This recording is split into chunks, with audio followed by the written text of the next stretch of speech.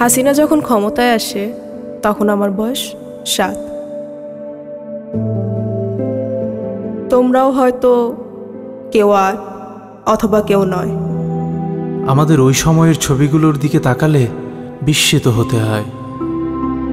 এই ছবিগুলো দেখলে কি বোঝা যায় এরাই একদিন পৃথিবীর নিকৃষ্টতম ফ্যাসিস্টদের একজনকে বিদায় করবে?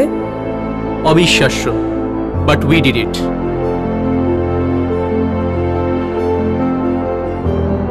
রিমেম্বার, সবাই যখন ধরে নিয়েছিল ফ্যাসিবাদের শেকলেই কাটবে আমাদের কয়েক প্রজন্ম, তখন আমরাই বলেছিলাম না, আমরা মানব না। যখন অনেকে মেনেই নিয়েছিল গোলামিই আমাদের নিয়তি, তখন আমরা বলেছিলাম আজাদি আজাদি আজাদি। যখন নির্ঝঞ্ঝাট জীবন চাওয়া স্বজনেরা বলেছিল লেটস অ্যাকসেপ্ট, বি প্র্যাগম্যাটিক, তখন আমরাই বলেছিলাম উই রিভল্ট। যখন অনেকেই বলল উপায় কি, তখন আমরা উপায় হয়ে দাঁড়িয়ে গেলাম পর্বত সম। বললাম বুকের ভেতর অনেক ঝড়, বুক পেতেছি গুলি কর। আমরাই ছিলাম বিপ্লব, আমরাই অভ্যুত্থান।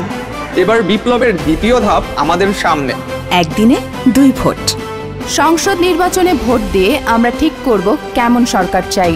একই সাথে গণভোটে ভোট দিয়ে ঠিক করব ভবিষ্যতের বাংলাদেশ কেমন চাই।